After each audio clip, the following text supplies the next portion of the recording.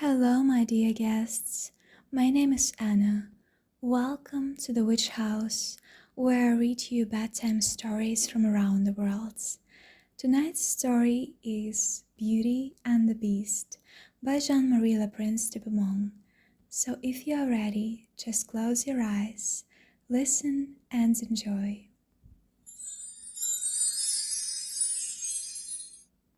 There was once a very rich merchant who had 6 children, 3 sons and 3 daughters. Being a man of sense, he spared no cost for their education, but gave them all kinds of masters. His daughters were extremely handsome, especially the youngest. When she was little, everybody admired her and called her the little beauty, so that as she grew up, she still went by the name of Beauty, which made her sisters very jealous. The youngest, as she was handsomer, was also better than her sisters. The 2 eldest had a great deal of pride, because they were rich. They gave themselves ridiculous airs, and would not visit other merchants' daughters, nor keep company with any but persons of quality. They went out every day to parties of pleasure, balls, plays, concerts, and so forth, and they laughed at their youngest sister, because she spent the greatest part of her time in reading good books. As it was known that they were great fortunes, several eminent merchants made their addresses to them. But the 2 eldest said they would never marry unless they could meet with a duke or an earl at least.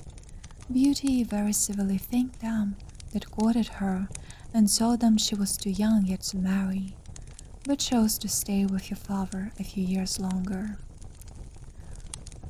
All at once the merchant lost his whole fortune, excepting a small country house at a great distance from town, and told his children with tears in his eyes they must go there and work for their living. The 2 eldest answered that they would not leave the town, for they had several lovers, who they were sure would be glad to have them, though they had no fortune. But the good ladies were mistaken, for their lovers slighted and forsook them in their poverty.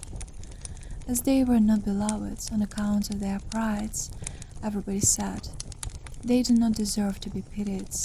We are very glad to see their pride humbled. Let them go and give themselves quality airs in milking the cows and minding their dairy." But, added they, we are extremely concerned for Beauty. She was such a charming, sweet-tempered creature, spoke so kindly to poor people, and was of such an affable, obliging behavior.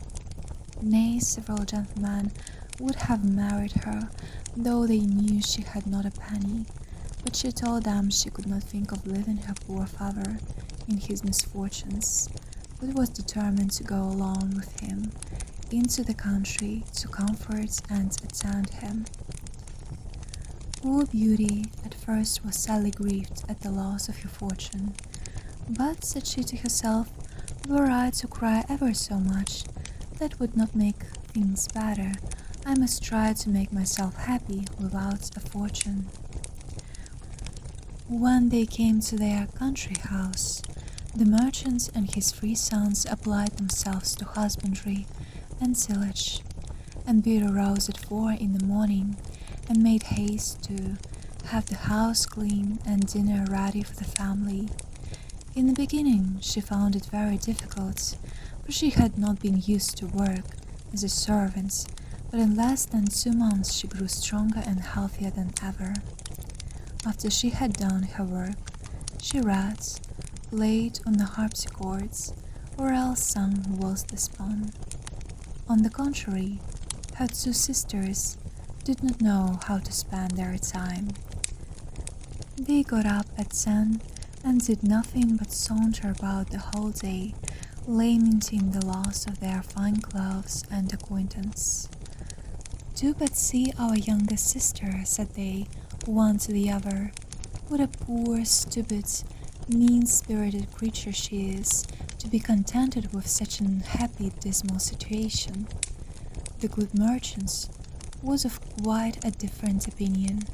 He knew very well that Beauty outshone her sisters in her person as well as her minds, and admired her humility and industry, but above all, her humility and patience. For his sisters not only left her all the work of the house to do, but insulted her every moment. The family had lived about a year in this retirement when the merchant received a letter with an account that a vessel on board of which he had effects was safely arrived. This news had like to have turned the heads of the two eldest daughters, who immediately flattered themselves with the hopes of returning to town, for they were quite weary of a country life, and when they saw their father ready to set out, they begged of him to buy them new gowns, head dresses, ribbons, and all manner of trifles. But Beauty asked for nothing, for she thought to herself that all the money her father was going to receive would scarce be sufficient to purchase everything her sisters wanted. "What will you have, Beauty?" said her father. "Since you have the goodness to think of me," answered she, "be so kind to bring me a rose, for as none grows hereabouts, they are a kind of rarity." Not that Beauty cared for a rose, but she asked for something lest she should seem by her example to condemn her sister's conduct, who would have said she did it only to look particular. The good man went on his journey, but when he came there, they went to law with him about the merchandise, and after a great deal of trouble and pains to no purpose, he came back as poor as before.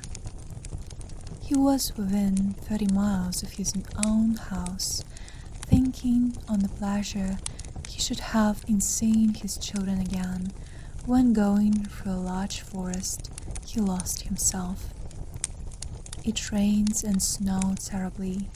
Besides, the wind was so high that it threw him twice off his horse, and night coming on, he began to apprehend being either starved to death with cold and hunger, or else devoured by the wolves, whom he heard howling all round him, when, on a sudden, looking through a long walk of trees, he saw a light at some distance, and going on a little farther, perceived it came from a palace illuminated from top to bottom. The merchant returned God's thanks for this happy discovery and hastened to the place, but was greatly surprised at not meeting with anyone in the outer courts. His horse followed him, and seeing a large stable open, went in, and finding both hay and oats, the poor beast, who was almost famished, fell to eating very heartily. The merchant tied him up to the manger, and walking towards the house, where he saw no one, but entering into a large hall, he found a good fire, and a table plentifully set out, with but one coverlet. As he was wet quite through with the rain and snow, he drew near the fire to dry himself. "I hope," said he, "the master of the house or his servants will excuse the liberty I take. I suppose it will not be long before some of them appear." He waited a considerable time, until it struck 11, and still nobody came. At last he was so hungry that he could stay no longer, but took a chicken and ate it in 2 mouthfuls, trembling all the while. After this he drank a few glasses of wine, and growing more courageous, he went out of the hall and crossed through several grand apartments with magnificent furniture, until he came into a chamber which had an exceeding good bed in it, and as he was very much fatigued, and it was past midnight, he concluded it was best to shut the door and go to bed. It was 10 the next morning before the merchant waked, and as he was going to rise, he was astonished to see a good suit of clothes in the room of his own, which were quite spoiled. Suddenly, said he, this palace belongs to some kind fairy, who has seen and pitied my distress. He looked through a window, but instead of snow, saw the most delightful arbors, interwoven with the beautifulest flowers that were ever beheld. He then returned to the great hall, where he had supped the night before, and found some chocolate ready made on a little table. "Thank you, good Madam Fairy," said he aloud, "for being so careful as to provide me a breakfast. I am extremely obliged to you for all your favors." The good man drank his chocolates and then went to look for his horse, but passing through an arbor of roses, he remembered Beauty's request to him, and gathered a branch on which were several. Immediately he heard a great noise, and saw such a frightful beast coming towards him that he was ready to faint away. "You are very ungrateful," said the beast to him in a terrible voice. "I have saved your life by receiving you into my castle, and in return you steal my roses, which I value beyond anything in the universe. But you shall die for it. I give you but a quarter of an hour to prepare yourself and say your prayers." The merchant fell on his knees and lifted up both his hands. "My lord," said he, "I beseech you to forgive me. Indeed, I had no intention to offend in gathering a rose for one of my daughters, who desired me to bring her one." "My name is not my lord's," replied the monster, "but beast. I don't love compliments, not I. I like people to speak as they think, and so do not imagine I am to be moved by any of your flattering speeches. But you say you have got daughters. I will forgive you on condition that one of them come willingly and suffer for you. Let me have no words, but go about your business, and swear that if your daughters refuse to die in your stead, you will return within 3 months." The merchant had no mind to sacrifice his daughters to the ugly monster, but he thought in obtaining this respite, he should have the satisfaction of seeing them once more, so he promised upon oath he would return, and the beast told him he might set out when he pleased. "But," added he, "you shall not depart empty-handed. Go back to the room where you lay, and you will see a great empty chest. Fill it with whatever you like best, and I will send it to your home." And at the same time beast withdrew. "Well," said the good man to himself, "if I must die, I shall have the comfort, at least, of leaving something to my poor children." He returned to the bedchamber, and finding a great quantity of broad pieces of gold, he filled the great chest the beast had mentioned, locked it, and afterwards took his horse out of the stable, leaving the palace with as much grief as he had entered it with joy. The horse of his own accords took one of the roads of the forest, and in a few hours the good man was at home. His children came round him, but instead of receiving their embraces with pleasure, he looked on them, and holding up the branch he had in his hands, he burst into tears. "Here, Beauty," said he, "take these roses, but little do you think how dear they are, like to cost your unhappy father," and then related his fatal adventure. Immediately, the 2 eldest set up lamentable outcries, and said all manner of ill-natured things to Beauty, who did not cry at all. "Do but see the pride of that little wretch," said they. "She would not ask for fine clothes as we did, but no, truly, Miss wanted to distinguish herself, so now she will be the death of our poor father, and yet she does not so much as shed a tear." "Why should I?" answered Beauty. "It would be very needless, for my father shall not suffer upon my account, since the monster will accept of one of his daughters. I will deliver myself up to all his fury, and I am very happy in thinking that my death will save my father's life and be a proof of my tender love for him." "No, sister," said her three brothers, "that shall not be. We will go find the monster, and either kill him or perish in the attempt." "Do not imagine any such thing, my sons," said the merchants. "Beast's power is so great that I have no hopes of your overcoming him. I am charmed with Beauty's kind and generous offer, but I cannot yield to it. I am old and have not long to live, so can only lose a few years, which I regret for your sakes alone, my dear children." "Indeed, father," said Beauty, "you shall not go to the palace without me. You cannot hinder me from following you." It was to no purpose all they could say. Beauty still insisted on setting out for the fine palace, and her sisters were delighted at it, for her virtue and amiable qualities made them envious and jealous.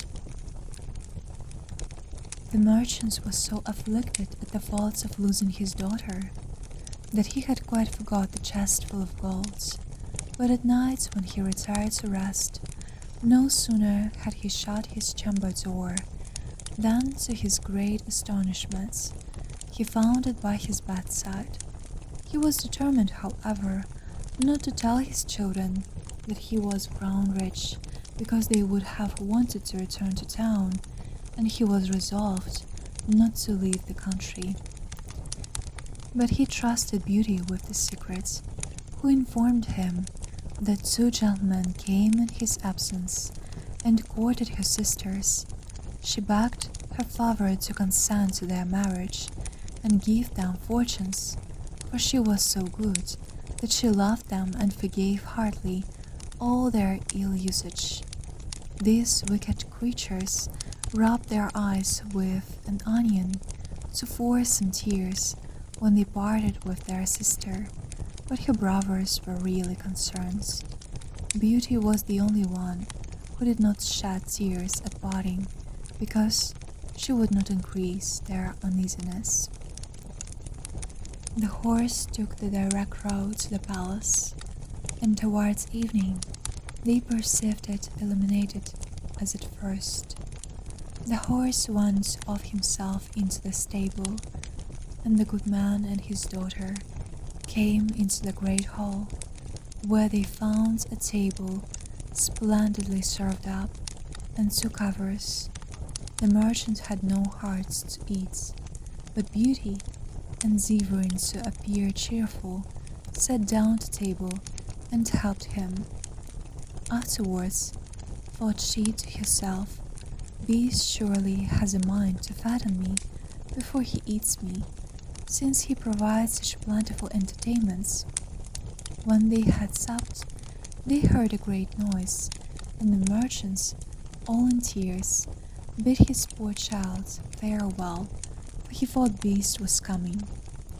Beauty was sadly terrified at his horrid form, but she took courage as well as she could, and the monster having asked her if she came willingly, Yes," said she, trembling. The Beast responded, "You are very good, and I am greatly obliged to you. Honest man, go your ways tomorrow morning, but never think of coming here again." "Farewell, Beauty, farewell, Beast," answered he, and immediately the monster withdrew. "Oh, daughter," said the merchants, embracing Beauty, "I am almost frightened to death. Believe me, you had better go back and let me stay here." "No, father," said Beauty, in a resolute tone. "You shall set out tomorrow morning and leave me to the care and protection of Providence." They went to bed and thought they should not close their eyes all night, but scarce were they lay down that they fell fast asleep, and Beauty dreams a fine lady came and said to her, "I am content, Beauty, with your good will. This good action of yours in giving up your own life to save your father shall not go unrewarded." Beauty waked and told her father her dream, and though it helped to comfort him a little, yet he could not help crying bitterly when he took leave of his dear child. As soon as he was gone, Beauty sat down in the great hall and fell a-crying likewise, but as she was mistress of a great deal of resolution, she recommended herself to God and resolved not to be uneasy the little time she had to live, for she firmly believed Beast would eat her up that night. However, she thought she might as well walk about until then and view this fine castle, which she could not help admiring. It was a delightful, pleasant place, and she was extremely surprised at seeing a door, over which was written, "Beauty's Apartments." She opened it hastily, and was quite dazzled with the magnificence that reigns throughout. But what chiefly took up her attention was a large library, harpsichords, and several music books.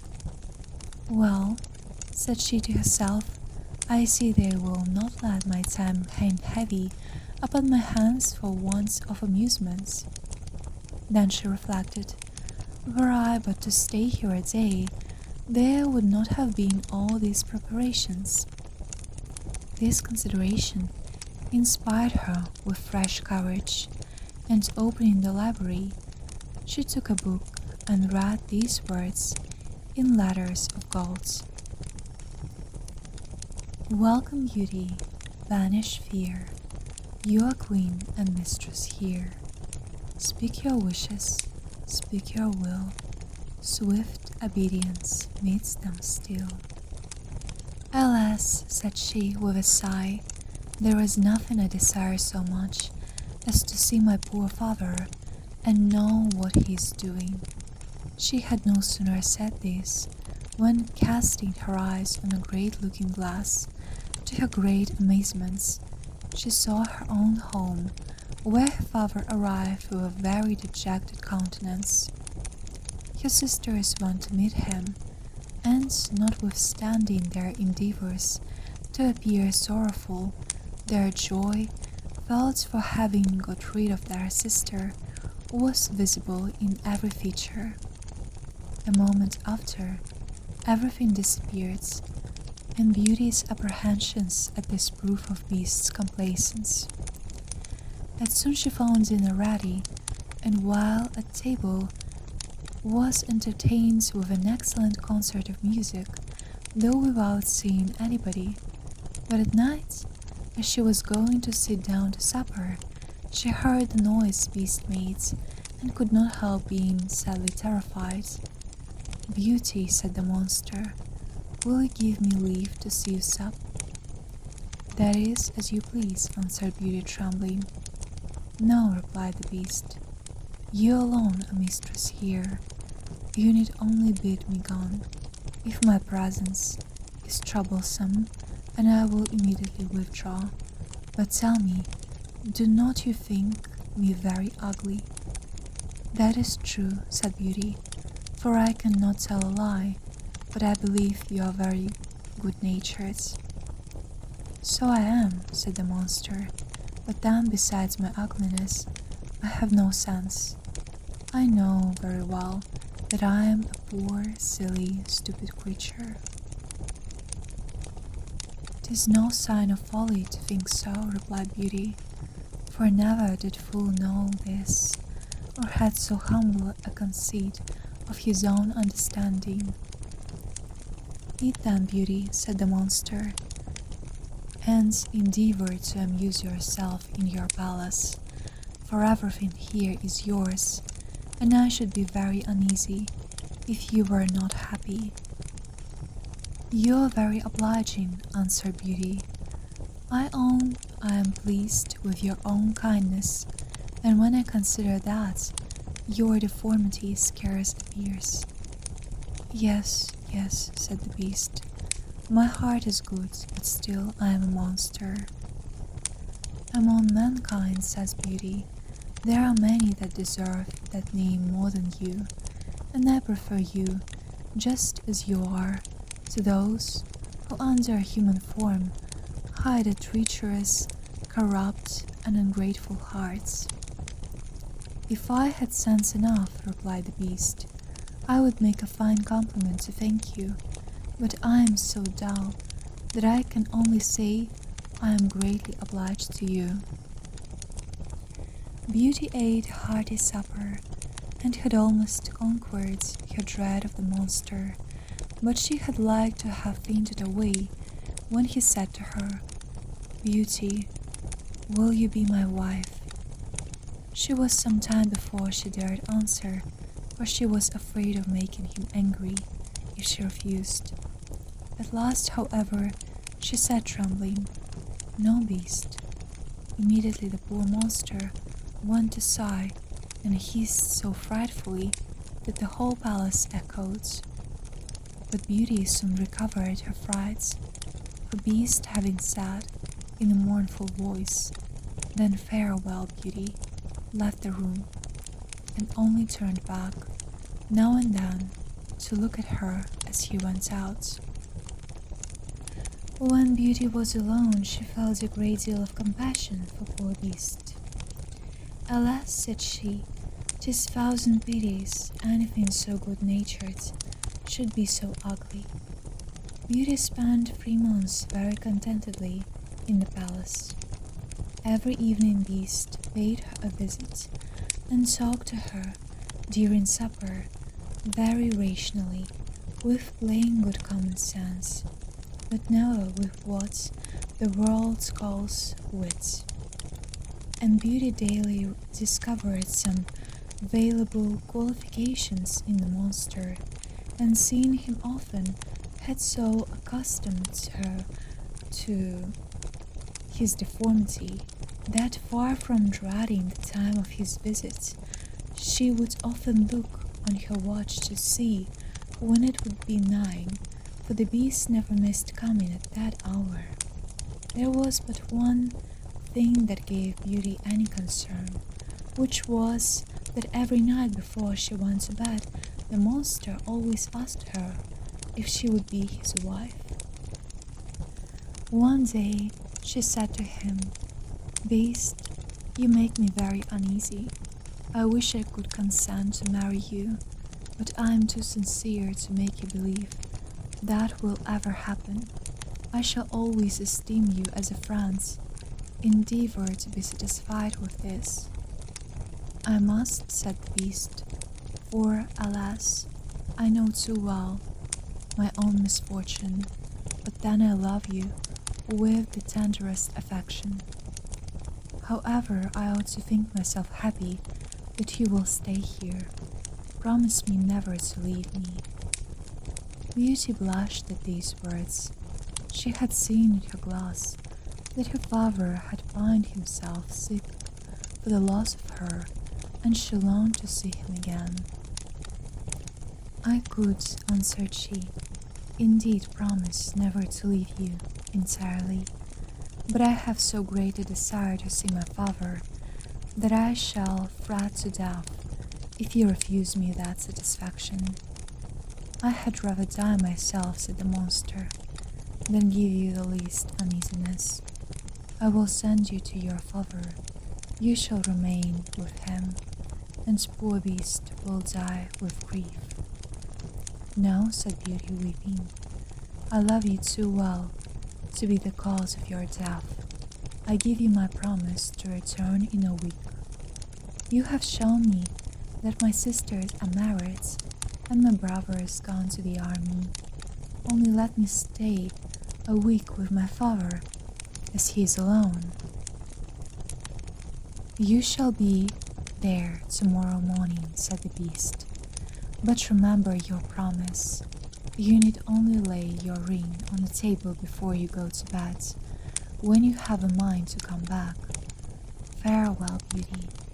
Beast sighed, as usual, bidding her good night, and Beauty went to bed very sad at seeing him so afflicted.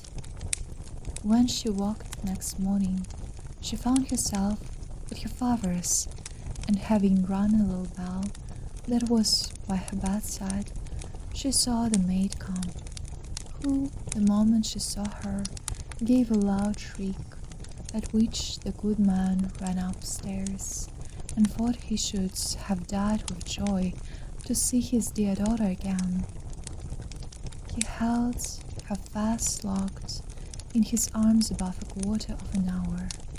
As soon as the first transports were over, Beauty began to think of rising, and was afraid she had no clothes to put on. But the maid told her that she had just found in the next room a large trunk full of gowns, covered with gold and diamonds. Beauty thanked the beast for his kind care, and taking one of the plainest of them, she intended to make a present of the others to her sisters. She scarce had said so when the trunk disappeared. Her father told her that Beast insisted on her keeping them herself, and immediately both gowns and trunk came back again. Beauty dressed herself, and in the meantime they sent to her sisters, who hastened with her with their husbands. They were both of them very unhappy. The eldest had married a gentleman, extremely handsome indeed, but so fond of his own person that he was full of nothing but his own dear self, and neglected his wife. The second had married a man of wit, but he only made use of it to plague and torment everybody, and his wife most of all.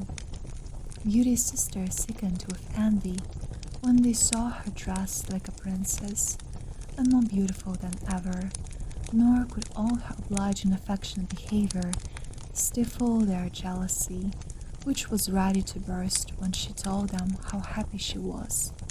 They went down into the garden to once, in tears, and said one to the other, "In what way is this little creature better than us, that she should be so much happier?" "Sister," said the oldest, "a thought just strikes my mind.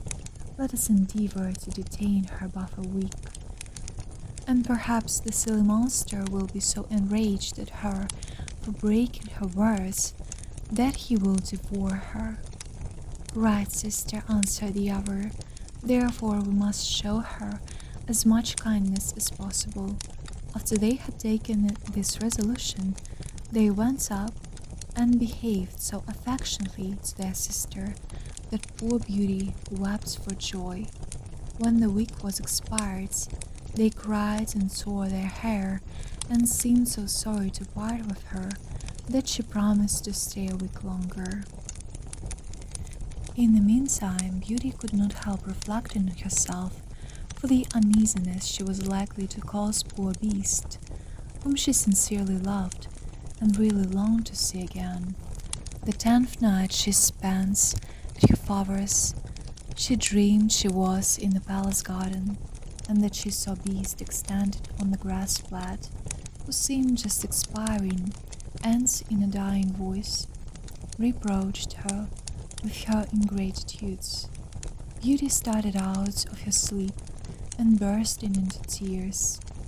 "Am I not very wicked," said she, "to act so unkindly to Beast, that has studied so much to please me in everything, Is it his fault if he is so ugly and has so little sense? He is kind and good, and that is sufficient. Why did I refuse to marry him? I should be happier with the monster than my sisters are with their husbands.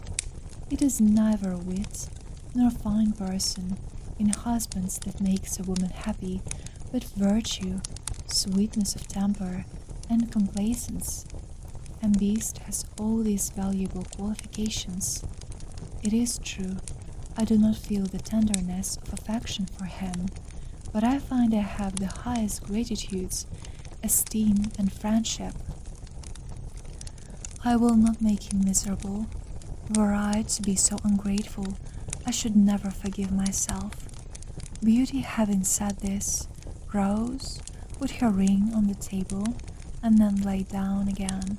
Scarce was she in bed before she fell asleep, and when she waked the next morning, she was overjoyed to find herself in the Beast's palace.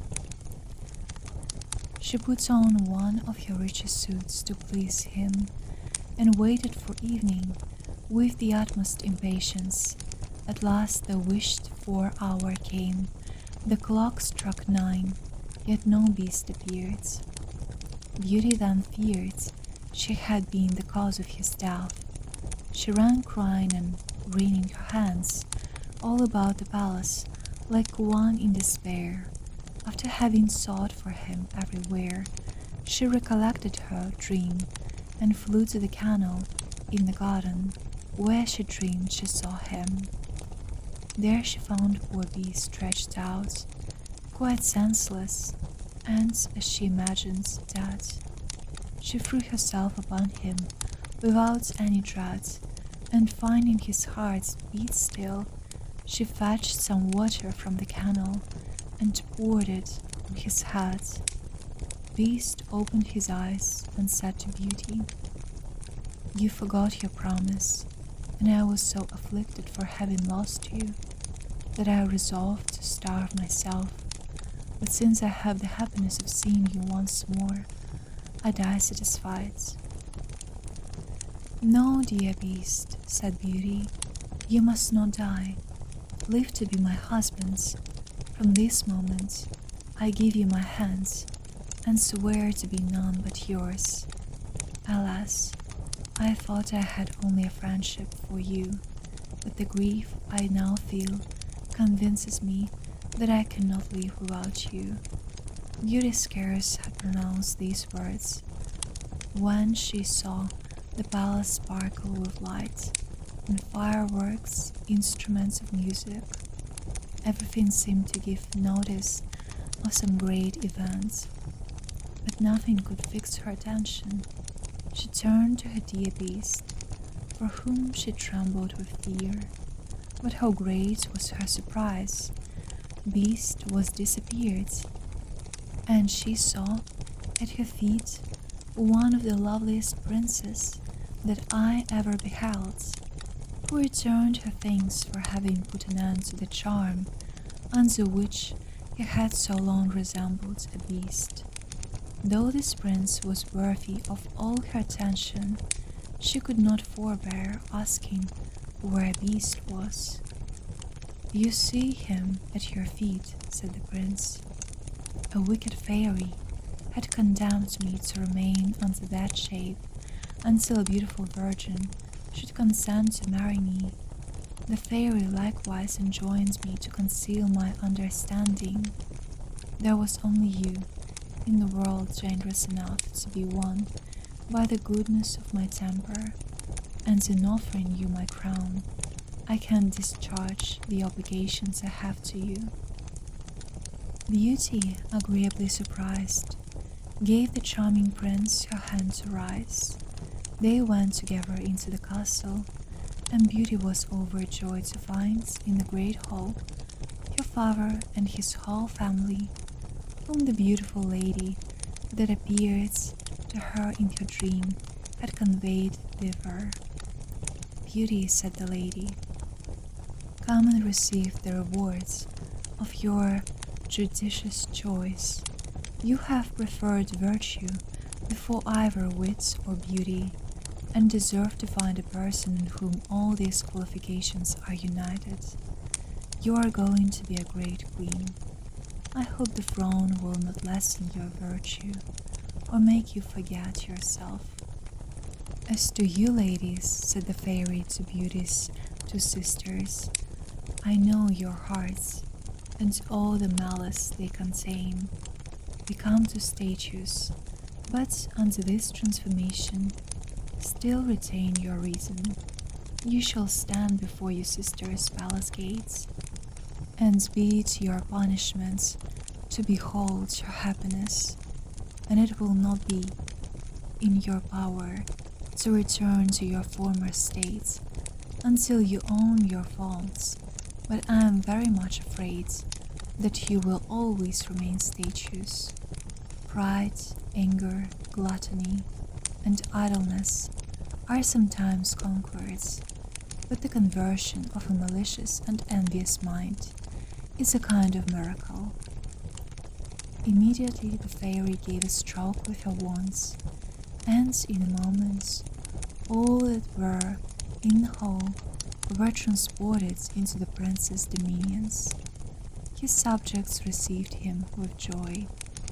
He married Beauty and lived with her many years, and their happiness, as it was founded on virtue, was complete.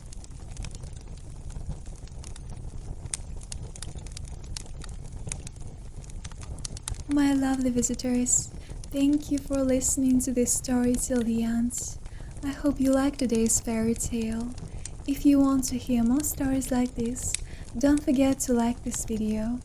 I wish you the most beautiful dreams.